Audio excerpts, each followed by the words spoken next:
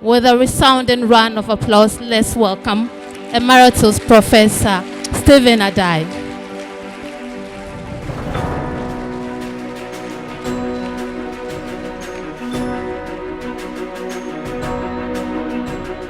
Greetings from my holy village of Shramwasi, which I left at 12 o'clock today. I nearly missed my plane in Kumasi, but for my cemetery flowers, they allowed me to be on the plane 25 minutes before takeoff. Chairman of the Court of Governors, and once my boss, Professor Manientwi at Pentecost University, President of the college, Pro-Vice of the University of Science and Technology, distinguished ladies and gentlemen, graduates, it is a privilege and an honor for me to be associated with this August occasion, not because it's in August. It is both an honor and a pride. The honor side is easier to explain. We, the villagers, always don't take such occasions for granted because there are many people that have been invited by the president and the Court of Governors. But the pride side I can mention because I happen to have had the privilege of having Bishop Titi Ofe as one of my master class students, with people like Albert Barbin and Professor Kosa and all of them in the leadership and governance class at GIMPA.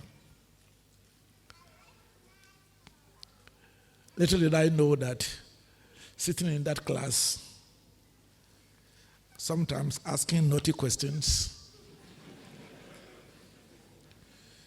was a preparation for a greater bishop and a change maker in this country.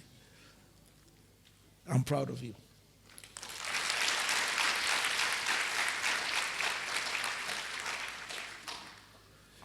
For the fear of me of assuming the position of archbishop position, because if you bless a bishop, then you are either an archbishop or a pope. Yeah, let me risk saying, the Lord bless you and keep you. The Lord make his face to shine upon you and be gracious unto you.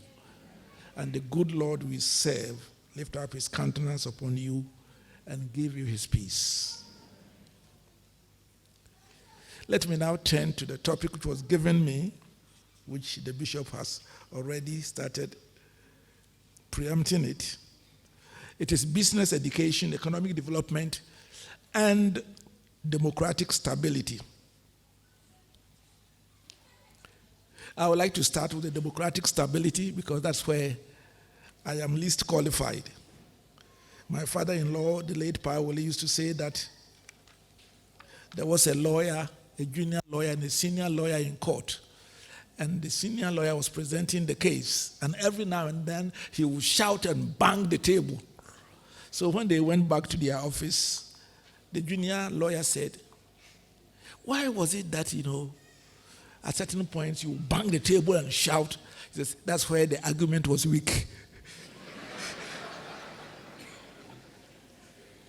So let me start with the democratic stability, because I am an educationist and I am a development economist, but not a politician. I wonder whether the politicians will accept me in their fold. However, I think that any intelligent person is a political being, not necessarily a party politician, but concerned about the governance of the country.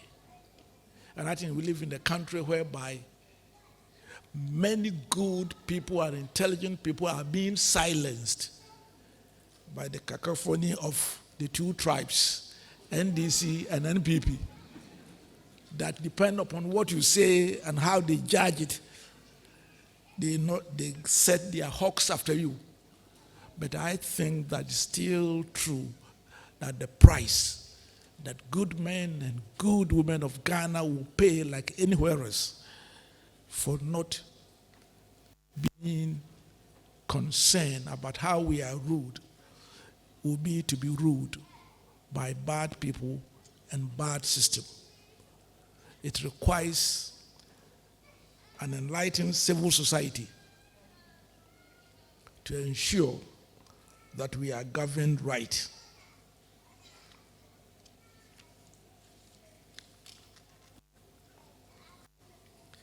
We in this country have experienced 27 years of democratic rule. Quite interesting what the bishop was analyzing, that those who vote are now 45 years old. 25 years of democratic dispensation and some sort of stability. But the question is that the stability we want. Definitely, one should not even think of the mess the soldiers put Ghana through in yesteryears. So much so that, for example, between 1972 and 1983, besides the immorality of the Champon regime and the brutalities of AFRC and PNDC, the economy so declined that one of the commentators called that the lost decade of Ghana. And lost they were. It was a period when the GDP per capita of Ghanaians witnessed an unprecedented decline of about 40% in real terms. In other words, the Ghanaian in 1972 compared to 1983, the Ghanaian in 1983 was in real terms 40% poorer than he was the decade before. I believe that our experience of strong man rule, as in the latter days of Nkrumah and the military dictatorship, was such that no Ghanaian should dream of the old bad days. Our best option is therefore development in freedom. And here I mean not only political freedom, but press freedom, but also freedom from poverty and want. In that regard, I dare say that our democratic dividend has been positive but limited. And we must brutally confront the realities to ensure long-term sustainability, as the mass unemployed and poor will not be patient forever. If the sporadic ramblings which the very politicians try to exploit is to go by. I think that our best option is democracy. Democratic regime under Rawlings saw some modest growth, but no transformation of the economy. Growth of between 4 and 5% under the 8 years of Rawlings per annum edged up to an average of 6.5% under Kufuor, with significant social interventions, such as implementation of the NHIS, which was actually started and mooted by Rawlings. It wasn't implemented. Also, we had the school feeding program, the LEAP system, free maternal care, capitation grant, metro mass transport, youth employment program. Kufuor exited with discovery of oil, giving the Mills administration a good start. The transition to Atta Mills was expected to propel Ghana into a solidly middle-income economy, and hopes were high when in 2011, oil flows enabled the economy to record as high as 14% growth rate. The untimely death of the president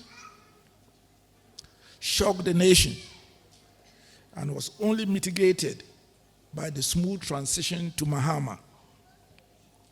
I think that the smooth change in regimes in 2000, 2008, along with the transition from Mills to Mahama, are things we should be proud of. Our democracy was tested and sailed through.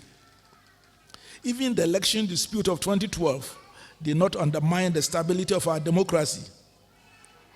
And I must say that Akufo-Addo will go down in history as one of the greatest Ghanaian patriots for accepting the verdict of the Supreme Court and not even ask for a review of a contentious decision of a Supreme Court with the slightest of margins and alleged bribery of a justice. The hopes of Ghanaians were, however, dashed by the end of the Mahama first term, as Ghana returned into a highly indebted middle-income country on IMF lifeline, low growth of about around 3% and unprecedented levels of perceived corruption, according to Integrity International. Let me hasten to add that corruption has always been in our body politic, and according to Kufuor, as old as Adam.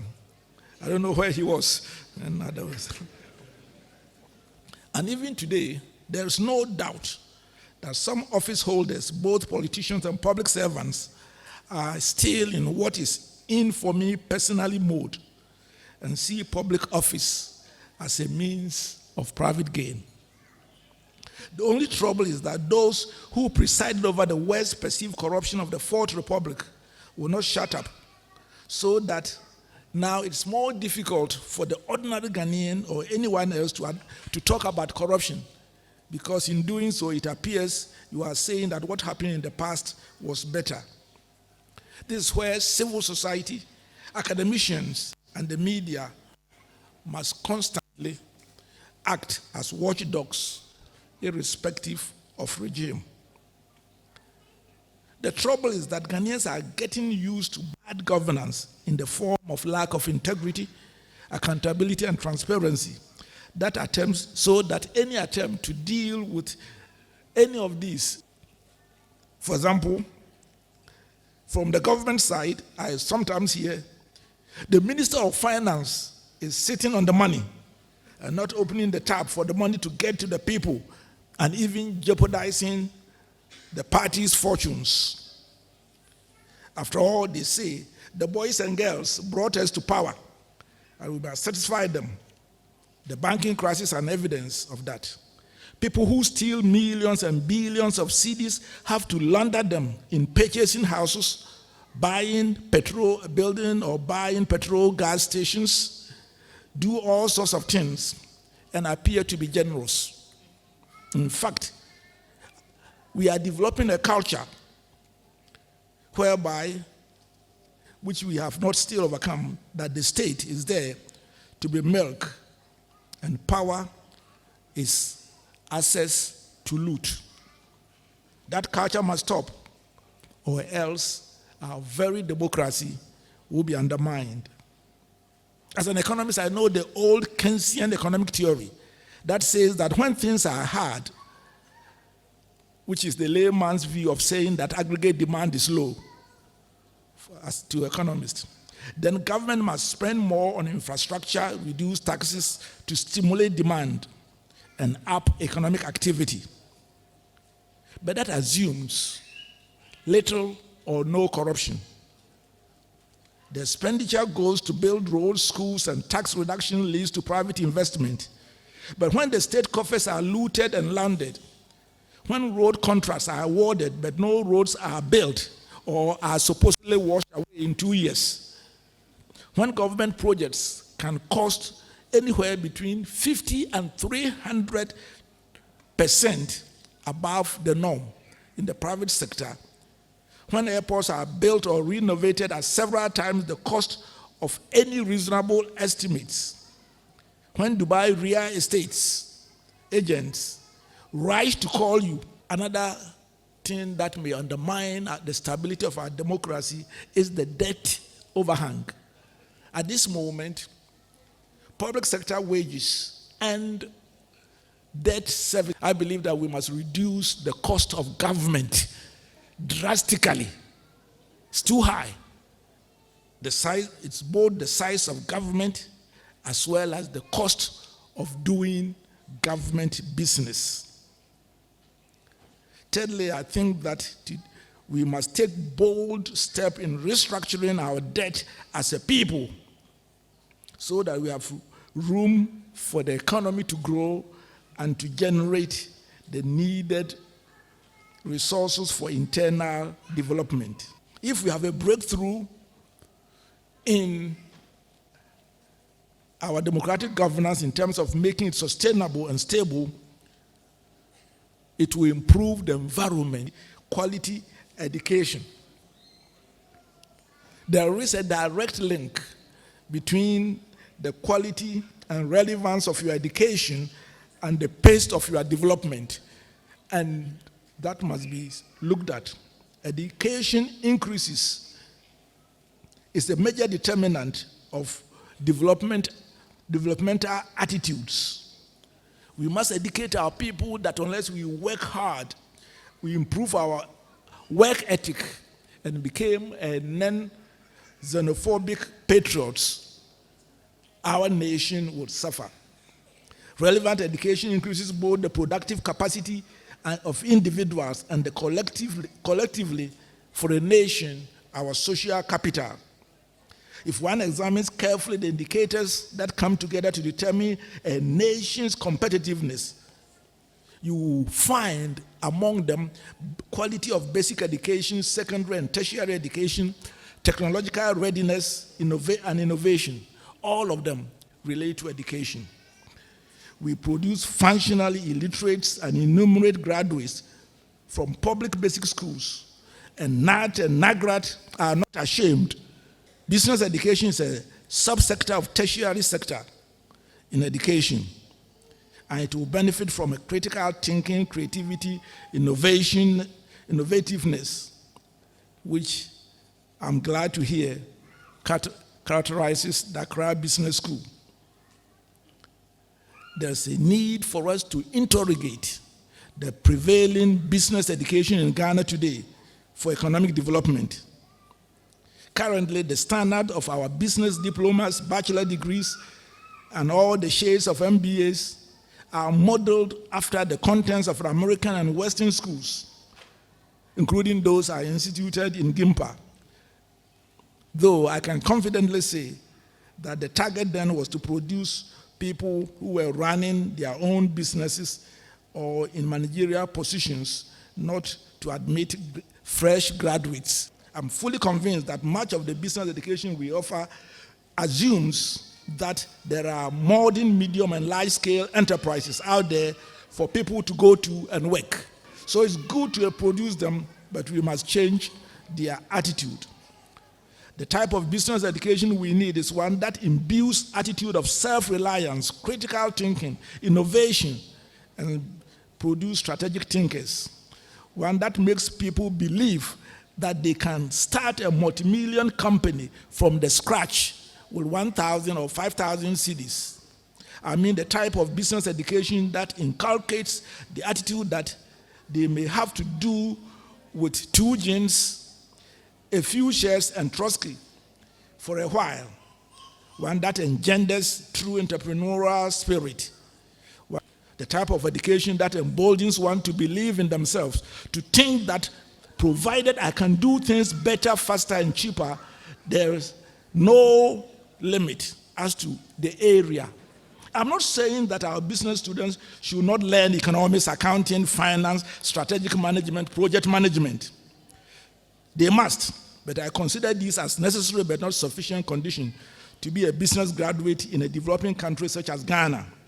They must also be creative, innovative, entrepreneurial, and above all, ethical men and women of integrity. The good thing is that we can do all this and still produce top-class accounting, finance, marketing students. What I'm saying is that the development-oriented business students we need are those who are not looking to be employees, but those who will set up businesses and create wealth. Maybe we should adopt a new nomenclature of Bachelor of Business and Wealth Creation rather than Bachelor of Business Administration, because we are not going to administer anybody's business. And I hope my friend, the Honorable Awal, will support us with seed capital so that all those who are doing the bachelors in wealth creation, and we will fight the National Accreditation Board if they say they won't give us accreditation. Before they finish, every one of them, as part of their work, will have set up a business. Before you finish. Finally, it is customary, that's my last paragraph, you have to say something to the grad ones. Or if you haven't heard all that I've said, then there's trouble. Because we say a word to the wise is hazakis. For those, there are some people here who don't know the relationship between wise and hazakis. They used to be the two teams in secondary. My message to all is particularly relevant to you. Again, when my father-in-law was graduating at Cambridge University, Powell, he said that one of his professors, thank God for his memory and what he taught me, he said that he was told, your certificate is only meant to help you to teach yourself. And I thank him for that, because I have 8 degrees. I only sat in classroom for 3. The rest, I had to teach myself, doing correspondence, London University, UNISA, and the rest. Please, don't behave like a Ghanaian in Maria school. You haven't finished school. If your degree is useful, it's only useful to the extent that it helps you to teach yourself to be creative and innovative. And then your degree grows. Some people, after 2 years, their degree has diminished to O level. Whilst we want an advice for us to see our degree from that. Let your certificates not make you proud alumni of this college, though you have a cause to be, which you have rightly earned, but a tool to teach yourself. Go out there to be men and women of integrity, lifelong learners, but above all, creative and innovative entrepreneurs. And when I say that, I say it for myself. I just rushed from a meeting, a 3-day retreat of 212 staff I employ and pay them. Cost me about 12 million or so a year to go and visit my village. The sky is the limit. Love the Lord Jesus Christ. Let love for Ghana, love for your family, make your diploma a valuable instrument for God, family, and country. God bless you, and God bless our homeland, Ghana.